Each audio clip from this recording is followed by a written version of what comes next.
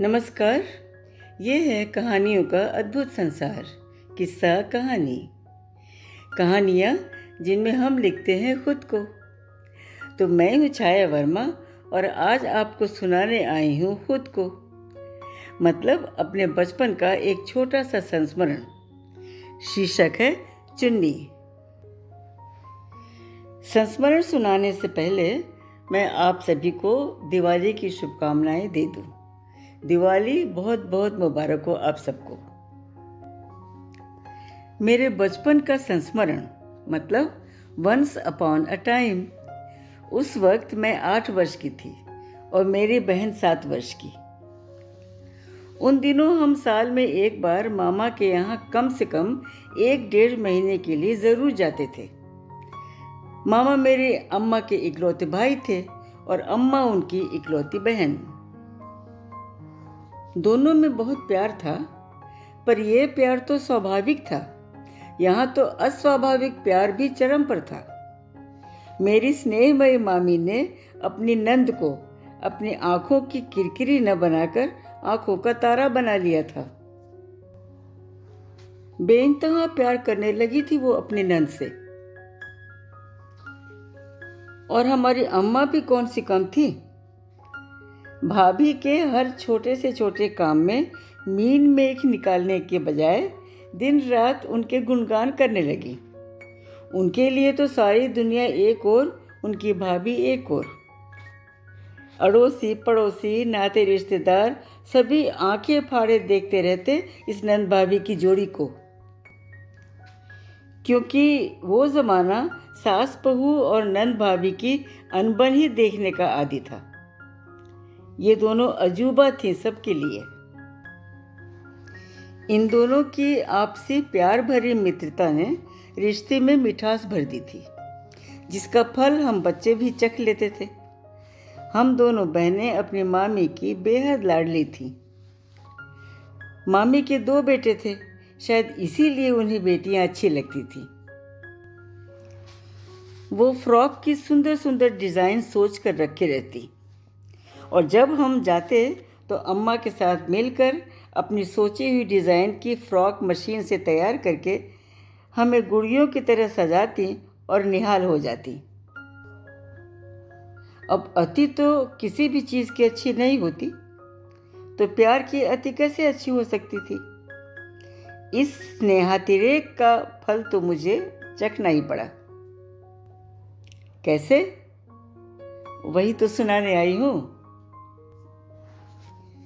मेरे मामा बदायूं शहर के एक सब डिवीज़न सहसवान में पोस्टेड थे। हम पटना में रहते थे। अचानक सितंबर महीने में मामा पटना आ गए और अम्मा से कहा, तैयारी करो, सहसवान चलना है। मैंने मामा को पापा से कहते सुना, 1-2 महीने हमें विद्या की ज़रूरत रहेगी। विद्या हमारी माँ का नाम था। 2 दिनों बाद हम सहसवान में थे। मामा के 2 बेटे हमारी उम्र के आसपास ही थे। कुछ पल झिझकने के बाद हम एक दूसरे के साथ हिल मिल गए और चारों मिलकर सारी दुनिया भूल गए। बड़ों का देखकर हम बच्चों को भी आपस में प्यार करना आ गया था। तय हुआ कि हम लोग दिवाली यहीं मनाकर फिर पटना वापस जाएंगे। हम बच्चे तो दशहरे के मेले और रामलीला में मस्त हो गए। मामा एक व्यस्त डॉक्टर थे, इसलिए हम बच्चों को घुमाने फिराने की जिम्मेदारी उनके कंपाउंडर फैयाज चाचा के सिर पर आ पड़ी। वो बड़े प्यार से हम सबके साथ अपनी 2 छोटी बेटियों नम्मा और लड्डन को भी लेकर कभी मेला घुमाने, कभी रामलीला दिखाने और कभी बारी बारी से हम सबको ऊपर तक उठाकर रावण का पुतला दिखाते। ये तब का ज़माना था। हम जानते ही नहीं थे कि हिंदू कौन है, मुस्लिम कौन है। प्यार से रहते थे, साथ खेलते थे। नम्मा से बिछड़े ज़माना गुजर गया। आज भी याद आ जाती है तो पलकें भीग जाती हैं। दशहरे के बाद मामी ने हमारी सजावट का इंतज़ाम शुरू कर दिया। इस बार उन्हें शौक चढ़ाया था कि दिवाली के दिन वो हमें सूट पहनाएंगी। दोनों नंद भाभी ने मिलकर हमारे लिए छोटे छोटे सूट सिलकर तैयार किए। एक चुन्नी को बीच से 2 भागों में चीरकर पतली चुन्नियाँ बनाई गईं। फैयाज चाचा बाजार से सुंदर सी सुनहरी किनारी लेकर आए। चुन्नियाँ किनारी से सजाई गईं और तैयार कपड़े अलमारी में संभाल कर रख दिए गए। अक्टूबर के पहले हफ्ते में एक दिन सुबह उठकर हम बच्चे खुशी से उछल पड़े। मामी की गोद में एक छोटी सी गुड़िया थी। अम्मा कह रही थी, लो बहुत शौक था ना बेटियों को सजाने का, आ गई बेटी। 1 महीने बाद दिवाली का दिन आया। अम्मा और नानी त्योहार की तैयारियां करती रहीं और मामी बैठी बैठी हमें सजाती रहीं। शाम को सही मुहूर्त में लक्ष्मी गणेश की पूजा हुई। रोशनी से सारा घर सजा दिया गया। घर के बाहर मामा, फैयाज चाचा, प्रकाश और विकास पटाखों से खेलने लगे। मुझ में, प्रेमा में और नम्मा में फुलझड़ियों से आगे बढ़ने की हिम्मत ही नहीं थी। हम दोनों बहनें तो सूट और चुन्नी में इतरा रही थी।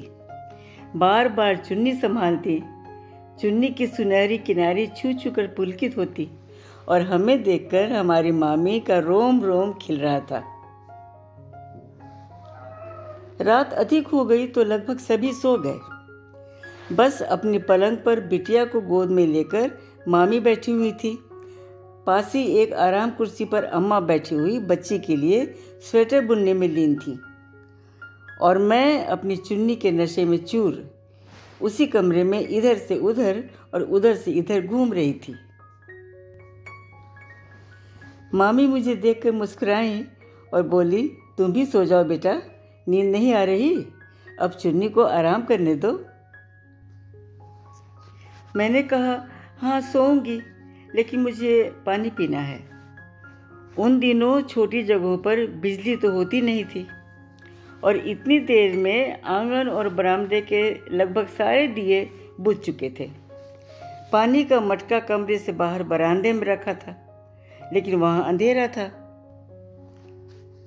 मामी ने कहा, उस जाली वाली अलमारी के ऊपर टॉर्च रखी है, टॉर्च लेकर जाओ और पानी पीकर आ जाओ।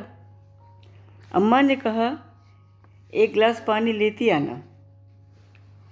मैं हाथ में टॉर्च लेकर मस्ती में अपने कंधों पर लटकती चुन्नी की अदाकारी देखती हुई बरामदे की ओर बढ़ गई। आदत न होने की वजह से चुन्नी का बायां छोर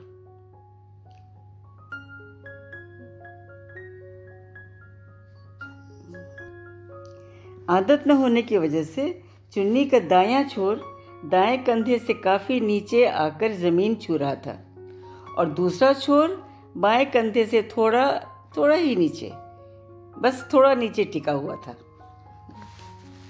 मैंने मटके से पानी निकालकर पिया, फिर एक हाथ में भरी हुई गिलास और दूसरे हाथ में टॉर्च लिए कमरे की ओर बढ़ गई। गिलास अम्मा को पकड़ाया और टॉर्च लेकर जाली वाली अलमारी की ओर चली गई। टॉर्च वापस रखते समय मेरा ध्यान वहाँ बिछे हुए पेपर पर चला गया। बस मैंने यहाँ एक गड़बड़ कर दी। अक्षर ज्ञान के बाद अम्मा ने मुझे मात्राएं सिखा दी थी। बस अचानक मैं पेपर पर छपे शब्दों को पढ़ने की कोशिश करने लगी। मामी अपनी बिटिया में व्यस्त थी और अम्मा स्वेटर की बुनाई में, मैं शब्दों को पढ़ने में, पर बायां हाथ सक्रिय था। कंधा कुछ आगे बढ़ाकर टॉर्च को यथास्थान रखने की कोशिश कर रहा था। बाएं कंधे पर लटका चुन्नी का छोर भी हाथ के साथ आगे बढ़ा और ठीक उसी जगह जलते हुए दिए की लौ से लिपट गया। मैं चुन्नी की इस हरकत से अनजान पेपर पढ़ने की कोशिश तन्मयता से कर रही थी। चुन्नी से लपटें उठने लगी तो मामी की नज़र पड़ी और वो चीखी, अरे गई लड़की। सुनकर अम्मा भी चौंकी और मैं भी। जब तक अम्मा उठती मैं चीखती हुई मामी की ओर भागी। इतनी तो समझ थी नहीं कि चुन्नी ही फेंक दूं। अगले ही पल मैं हथेलियों में चेहरा छुपाए डर के मारे मामी की गोद में शुतुरमुर्ग की तरह छुप गई। इस क्रम में मुझे थोड़ा झुकना पड़ा। ये अच्छा हुआ और मैं बाल बाल बच गई, क्योंकि मेरे कंधों के झुकते ही मेरी चुन्नी गिर गई। चुन्नी से अच्छी लपटें निकल रही थीं। मामी ने थोड़ा झुककर गिरती हुई चुन्नी को दोनों हथेलियों के बीच मसल कर बुझा दिया, पर मामी की हथेलियां थोड़ी जल गईं। बिटिया को मामी ने धीरे से संभाल कर गोद से उतारा और डरी सहमी हुई मुझे उठाकर अपने सीने से लगा लिया। अम्मा एक हाथ में मेरी पीठ सहलाती हुई और दूसरी हाथ में बरनौल थामे खड़ी थी।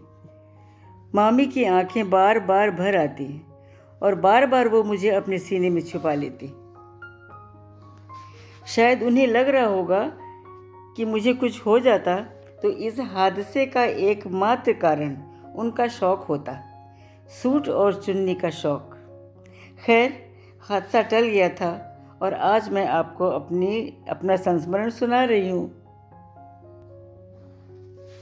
आज न मामा है, न मामी है, न अम्मा है और न पापा हैं, लेकिन उनके प्यार भरे आशीर्वाद से हम सारे भाई बहन एक साथ आज भी जुड़े हैं। मामी के 2 बेटे बनारस में, एक प्रयागराज में, मेरी छोटी बहन यूएस में और मैं वैशाली में। और हाँ, मामी की बिटिया भी है दिल्ली में। किस्सा कहानी की सदस्य और एक कुशल नरेटर रोली श्रीवास्तव की माँ वही तो है। ये संस्मरण बस यहीं तक। मैं छाया वर्मा आपको सुना रही थी अपने बचपन का एक संस्मरण। यह फलक का चैनल है किस्सा कहानी। फिर मिलते हैं एक नए संस्मरण के साथ। नमस्कार।